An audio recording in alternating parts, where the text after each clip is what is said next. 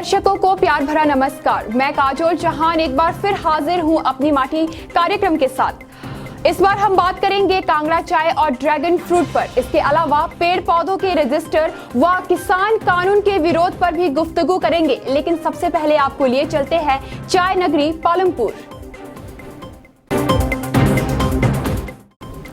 Kangra T अपनी खुशबू और औषधीय गुणों के कारण दुनिया भर में पसंद की जाती है। इस बार कांगड़ा चाय के उत्पादन में भारी बढ़ोतरी के आसार है। अपने अनोखे स्वाद और जुदाई गुणों के कारण कांगड़ा चाय दुनिया भर में मशहूर है। इस चाय की देश विदेश में डिमांड रहती है। अपनी माटी बुलेटिन में हमने इस बार कांगड़ा चाय की पैदावार के गणित को खंगालने का प्रयास किया। पालमपुर से हमारे सीनियर जर्नलिस्ट जयदेव रिहान ने टी बोर्ड से हजारों दर्शकों के लिए अनूठी जानकारी जुटाई है। पता चला है कि साल 1998 में कांगड़ा चाय का उत्पादन 17 लाख किलो हुआ था। उसके बाद इतनी प्रोडक्शन कभी नहीं हुई। हालांकि साल 1990 से 2001 तक कांगड़ा टी की प्रोडक्शन 10 लाख किलो तक रही थी। उसके बाद कभी यह आंकड़ा 6 लाख तो कभी 7 लाख तक सिमट गया। टी बोर्ड के डिप्टी डायरेक्टर डॉक्टर अनुपम दास ने कहा है कि करीब 10 साल बाद कांगड़ा टी की प्रोडक्शन इस बार 10 लाख किलो से ऊपर होने की उम्मीद है। इससे प्रदेश की इकोनॉमी को बड़ा सहारा मिलेगा। राहत भरी बात यह है कि पिछले साल 5,700 किलो टी निर्यात हुई थी। इस बार 3,700 किलो चाय एक्सपोर्ट होने की उम्मीद है। इसका कारण यह है कि इस बार लोकल स्तर पर ही बागवानों को चाय के अच्छे दाम मिल गए थे। इससे बड़े निर्यात की नौबत आई ही नहीं। बहरहाल कांगड़ा चाय एक बार फिर बड़ा धमाका करने जा रही है। ये जो 2020 का एनालिसिस करेंगे कि ये इंडस्ट्री कांगड़ा इंडस्ट्री के लिए व हिमाचल की इंडस्ट्री के लिए कैसे रहा, तो इसमें हम लोग 3-4 मुद्दा के ऊपर मैं आपको जानकारी हम लोग को देना चाहिए। एक है कि प्रोडक्शन। जैसे हम लोग का शुरुआत में ये सोच था कि कोरोना रिस्ट्रिक्शंस व कोविड-19 रिस्ट्रिक्शंस के लिए इंडस्ट्री का बहुत बड़ा एक धक्का लग जाएगा और उसके कारण में इनका जो बैकबोन वो वीक हो जाएगा और इनका लॉस बहुत ज़्यादा हो जाएगा और पूरा एक लॉन्ग टर्म वीकनेस इस इंडस्ट्री में पैदा हो जाएगा। लेकिन वो नहीं हुआ। गवर्नमेंट ऑफ हिमाचल प्रदेश बहुत अच्छा डिसीजन टाइमली ले लिया।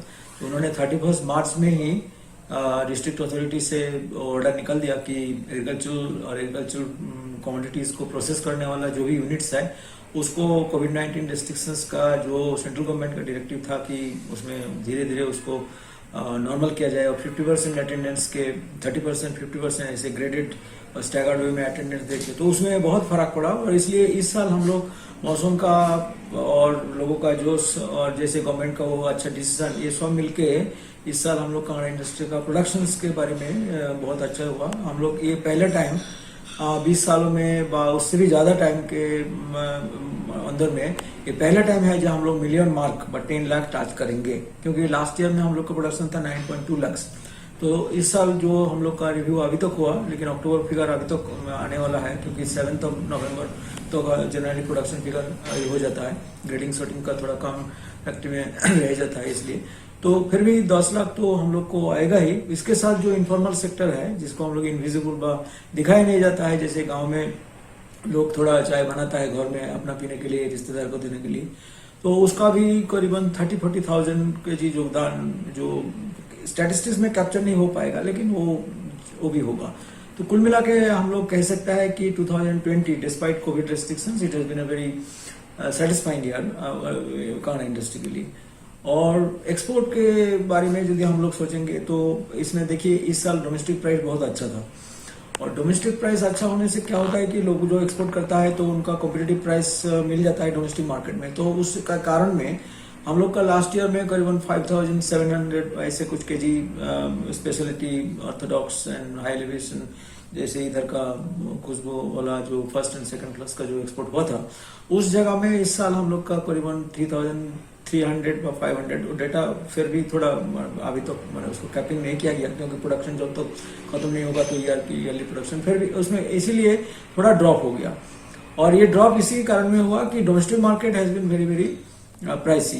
मैंने डोमेस्टिक मार्केट्स में ही सेलर का ट्रेडर्स का अच्छा पैसा मिला, तो इसलिए उसमें थोड़ा ड्रॉप आ गया। और जो कंट्रीज है ज्यादातर तो ऑर्थोडॉक्स पीने वाला कंट्री यूरोपियन कंट्रीज ही है।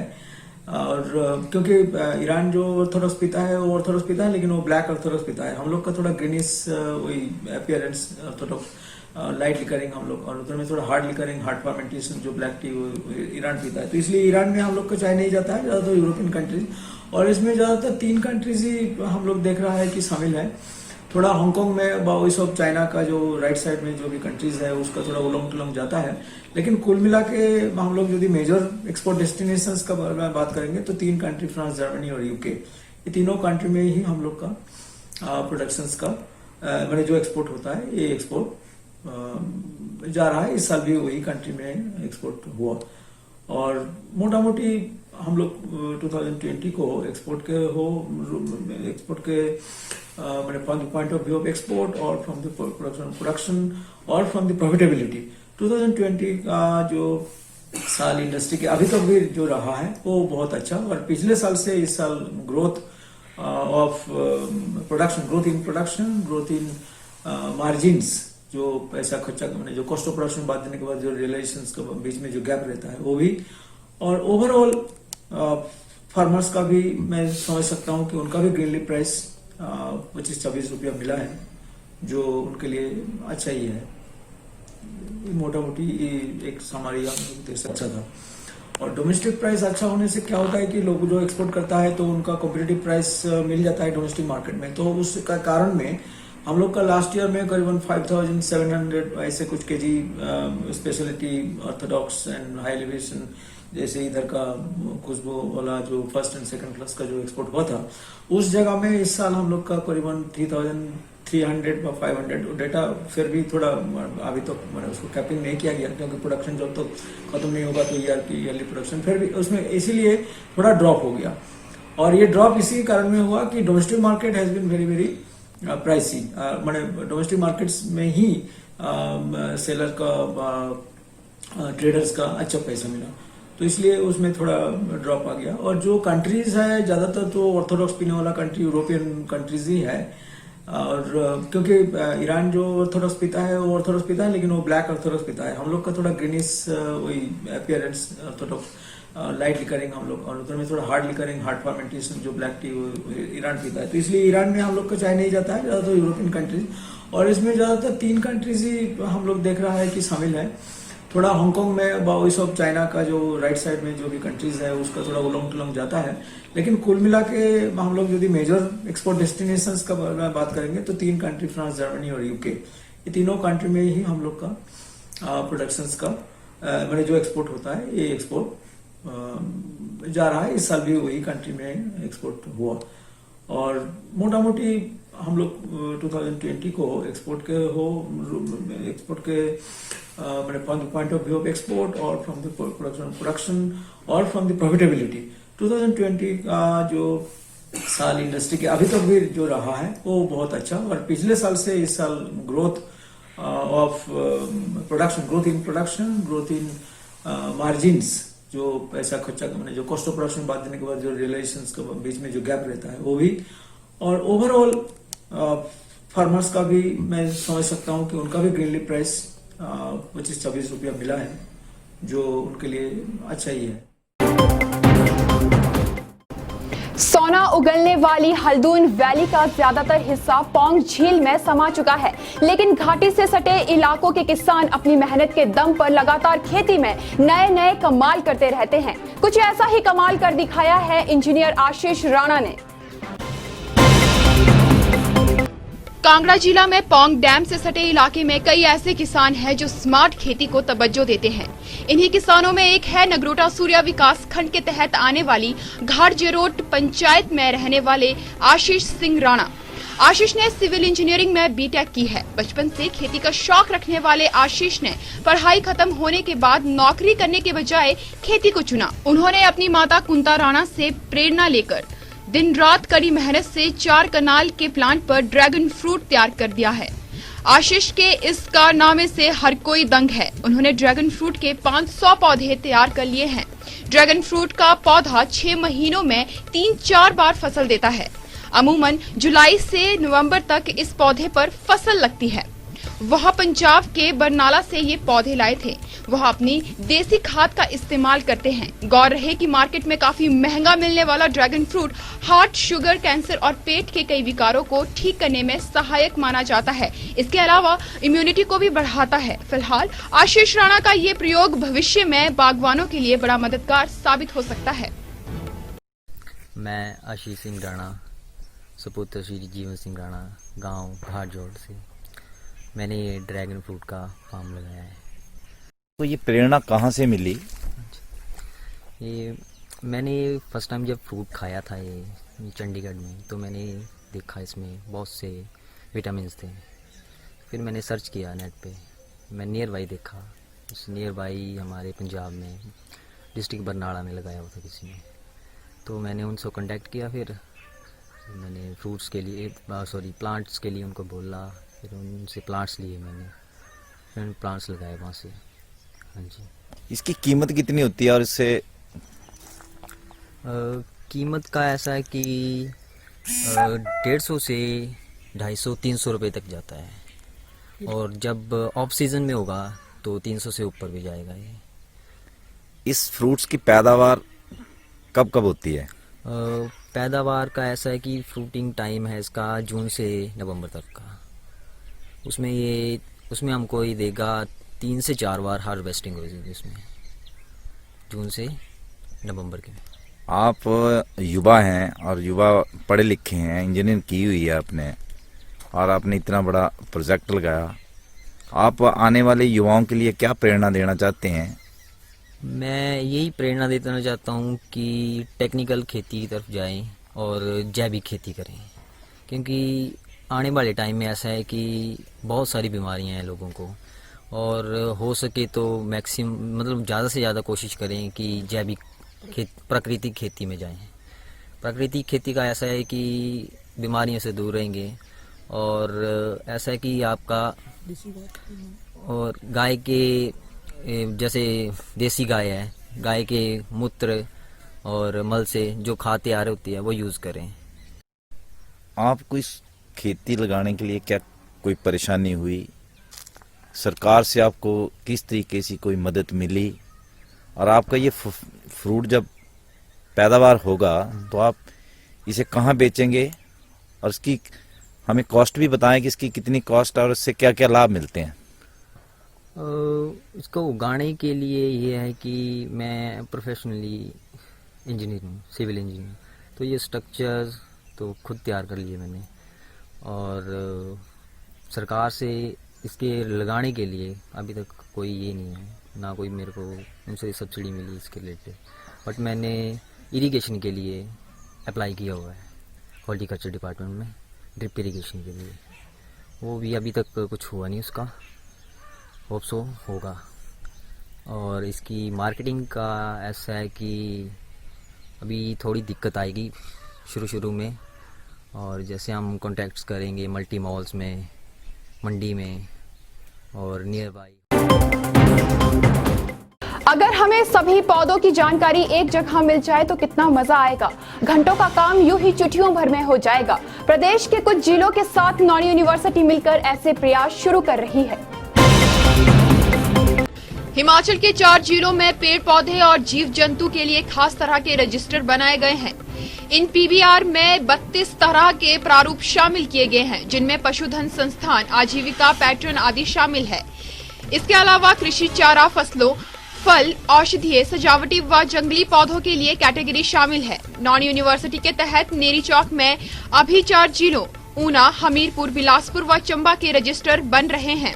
इन रजिस्टरों के बन जाने से पेड़ों और जीवों की सारी जानकारियां हर जगह मिल जाएगी, जिससे भविष्य में हम वैज्ञानिक ढंग से प्राकृतिक संसाधनों का दोहन कर पाएंगे। नेरी चौक में कार्यरत सहायक प्रोफेसर डॉक्टर दुष्यंत शर्मा को यूनिवर्सिटी ने नोडल अधिकारी नियुक्त किया है।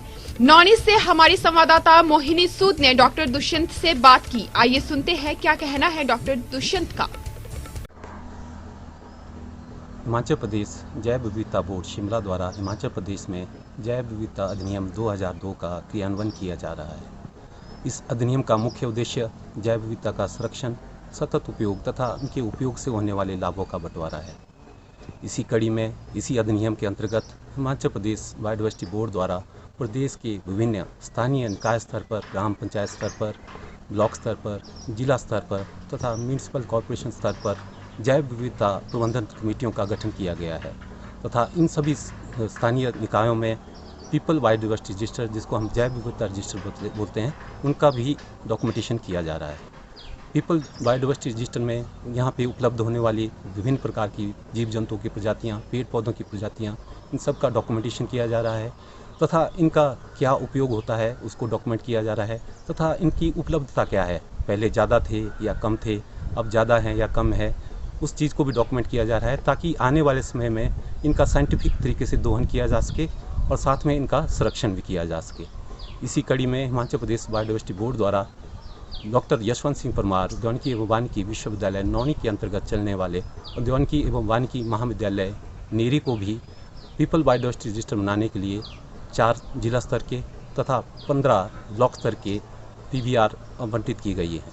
इसके अंतर्गत 27.5 लाख का बजट का प्रावधान किया गया है।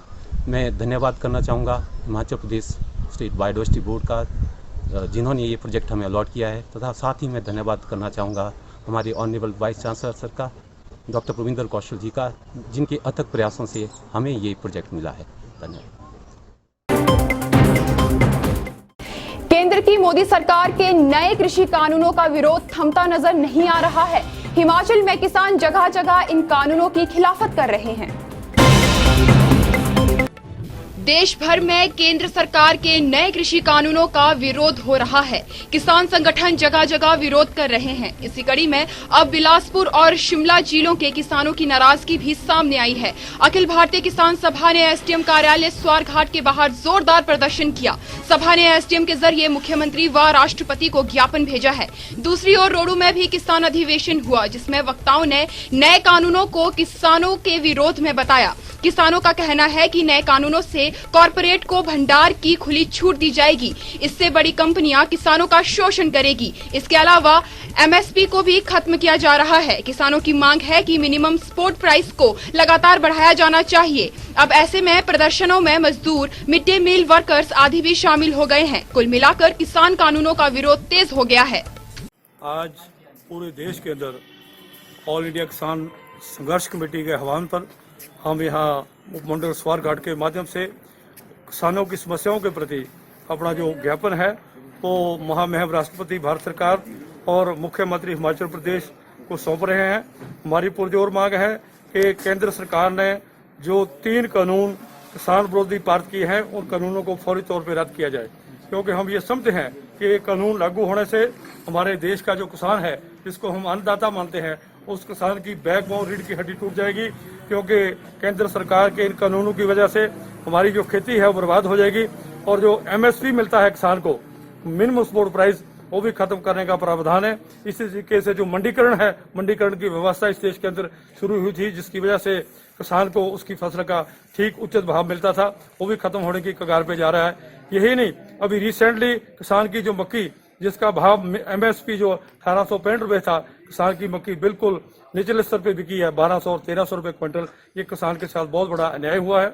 हमारी पुरजोर मांग है कि जिस तरीके से पूरे देश के अंदर आज 250 किसान संगठन एक होकर के केंद्र सरकार के खिलाफ लड़ाई लड़ रहे हैं, हम भी उसमें शामिल हैं और आने वाले समय में हमारे जो किसान हैं वो इकट्ठा होकर के सरकारों के खिलाफ जोरदार संघर्ष करेंगे, जिसकी सारी जिम्मेदारी सरकार की होगी। धन्यवाद। और अब चलते चलते नॉन यूनिवर्सिटी में पीएम सूक्ष्म खाद्य उद्योग पर सजा वेबिनार। एक्सपर्ट बोले योजना से कम होगा आयात। अब पशुशालाएं भी मनरेगा के दायरे में। पंचायती राज मंत्री वीरेंद्र कंवर ने किया खुलासा। महज 45 सेंटीमीटर पर पहुंचा गिरी नदी का जलस्तर। 3 दशक में सबसे नीचे पहुंचा, लोग चिंतित। हिमाचल में सूखे से हुए नुकसान की रिपोर्ट जिलों से तलब। प्रदेश में कई जगह नहीं मिली सिंचाई सुविधा। तो चलिए फिलहाल इस कार्यक्रम में इतना ही। किसान भाइयों से जुड़ी अन्य जानकारियों के लिए देखते रहिए अपनी माटी कार्यक्रम।